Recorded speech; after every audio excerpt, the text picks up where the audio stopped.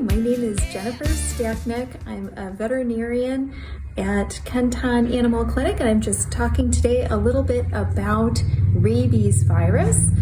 So rabies is a very serious disease. I'm sure most people are in some way familiar with it. It is a disease that is fatal to people and animals if they are not protected by vaccination.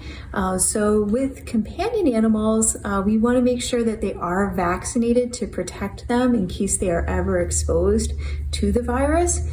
So we do vaccinate our cats, dogs, and ferrets. And that vaccination needs to start when they are 4 months of age or younger, and then they are revaccinated periodically throughout life to make sure that they are fully protected.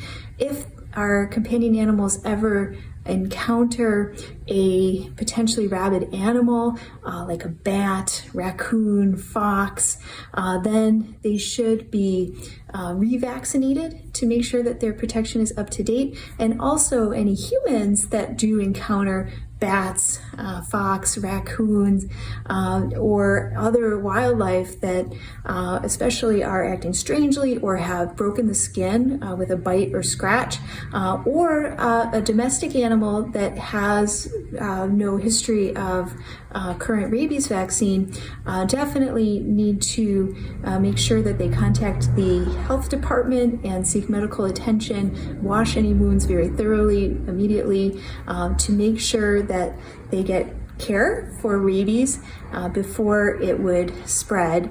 The way that rabies is spread is through a bite or scratch, the saliva of the infected animal, and then that virus travels from the site of the bite, say on a hand, up to the brain, and that's where it would be fatal. So it does give some time to get the post-exposure treatment to make sure that people would be safe.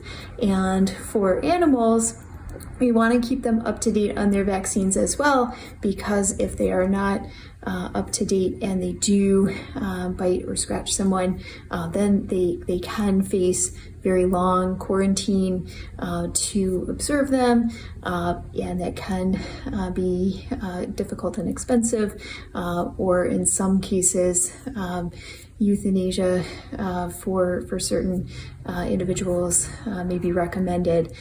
So it's best to not take any chances when it comes to rabies and make sure that our pets are vaccinated, make sure that any potential contact with unknown animals or with wildlife that does get reported to the health department right away. Thank you. Bye-bye.